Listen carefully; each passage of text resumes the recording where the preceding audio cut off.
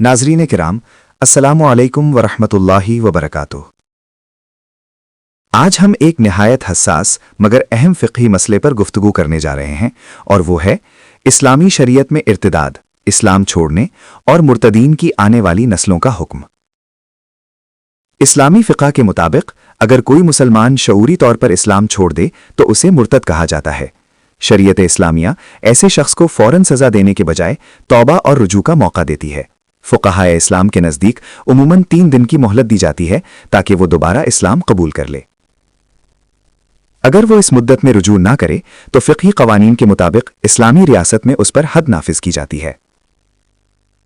यहाँ ये बात समझना ज़रूरी है कि ये अहकाम सिर्फ इस्लामी हुकूमत और अदालती निज़ाम से मुताल्लिक़ हैं, किसी फ़र्द या गिरोह को अज़ खुद कोई इख्तियार हासिल नहीं। अब आइए एक फ़र्ज़ी मगर फ़िक़ही मिसाल की तरफ।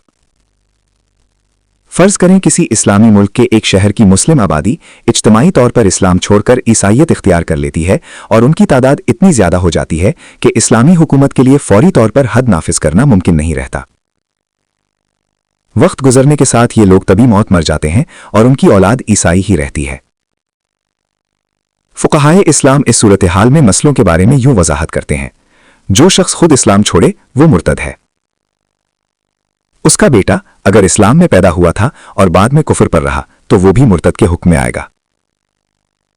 लेकिन पोता जो इब्तिदाई से गैर मुस्लिम माहौल में पैदा हुआ वो मुर्तद नहीं बल्कि असली काफिर असली शुमार होगा।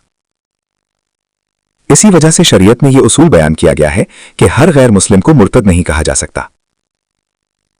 चुनांचे ऐसे लोगों के साथ मामला दावत, तालीम, मुकालमा और इस्लाह के जरिए किया जाएगा, ना कि इर्तिदाद की हद के जरिए। ये पूरा मौजू हमें यह सिखाता है कि इस्लामी शरीयत में अहकाम बारीक फ़िक़ही उसूलों पर मबनी होते हैं और उनका नफाज सिर्फ बाकायदा इस्लामी रियासत, काजी और शरी निज़ाम के तहत ही मुमकिन होता है। नाज़रीन किराम, दीन इस्लाम ज़बरदस्ती नहीं बल्कि दावत, दलील और हिकमत का दीन है।